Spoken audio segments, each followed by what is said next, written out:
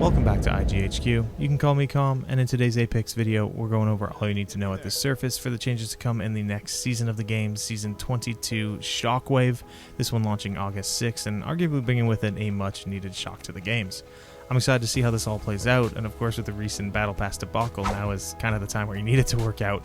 And so with this new season, we'll be getting a new map, new modes, AKIMBO Weapons, Battle Sense updates, and of course those Battle Pass updates as well. All this plus the patch notes to come for legend and weapon updates, bug fixes, and more, which we will cover next, so make sure you're subscribed to stay up to date with the APEX facts. But overall, this should be adding to a decent shock value for this season. So without further ado, let's get into it. Starting with that new map, E District. This is the first night map for a BR in the entirety of the APEX history. We'll have some cool shopping centers and buildings, a bunch of neon lights, gravity launchers that'll help us rotate, lots of verticality in this map, and just a bunch of awesome new looking LZs, so let's run through them real quick. In the middle of the map, we have the Energy Bank, the heart of the Electro District. The top middle, we have the Lotus for, elite clientele filled with fancy buildings. And then the bottom middle, we have the Shipyard Arcade, which is exactly how it sounds, a shipyard dry dock reimagined as an arcade.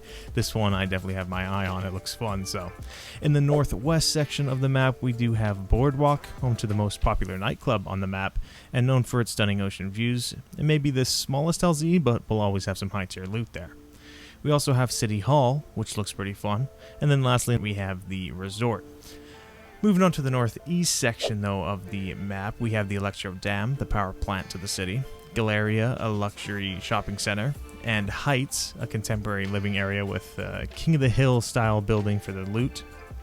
And that makes our way to the bottom of the map here. Southeast section is home to LZ's Hubert Labs, Old Town, and Stadium, which was actually home to Prowler Racing back in the day and has since been converted. But moving on to our last quadrant of the map, the southwest side, we have Blossom Drive, another cute shopping district, Draft Point, a once working class settlement disrupted by that big mega van you see there that's helping with the pollutions from Energy Bank, Neon Square, an ultimate nightlife destination, Street Market, though all the map provides, close quarter combat and that verticality as I mentioned. This one will offer the best of that as you weave through all the vendors. And then lastly, we have the Viaduct, a big structure on the way out of the city. So again, lots of vertical gameplay, lots of close quarter combat. It's a night map, lots of colors, just new areas to explore. Definitely excited. Let me know what you're looking forward to, and we'll definitely see you in the games. But moving on, we have some new modes brought into the games this season. Specifically, we get a Trio's Revival, which adds a new way to play the game without banners or respawn beacons. Instead, it's a timer, which will increase with zones as well as deaths had, but as long as one other legend is alive on the team, when that timer expires, you'll be able to spawn back in. Also, if two teammates are dead at the same time, or one dies and then the next, couple seconds later dies and you manage to run away, both teammates will respawn together at the earliest timer. So kind of think, Rebirth Island back from Warzone, which looking back was one of my favorite experiences within the game. Just a great pace and a good feel to the game, so I hope we get that within APEX. Definitely looking forward to the Revival mode. They also talk about Straight Shot getting a revival mode within the first event to drop in the season, but we also get one other new mode, and that is the Bot Royale mode, which lets us actually fill the lobbies with bots, a few less teams of bots, but this will help you kind of get better at the game if you're new, just want to explore the new map or warm up, heck, maybe even just have some fun. Crazy thought, I know, but you can actually make progression towards your challenges within this mode as well, so that's pretty cool. The next big thing we have at the surface to talk about here for this season is the AKIMBO Weapons. Not a new gun per se, but a new way to play with some of the guns we have, specifically the P2020 and the MOZAM. Just go up to another one of those weapons with one in your hands, interact with it, and this will enter you into AKIMBO mode.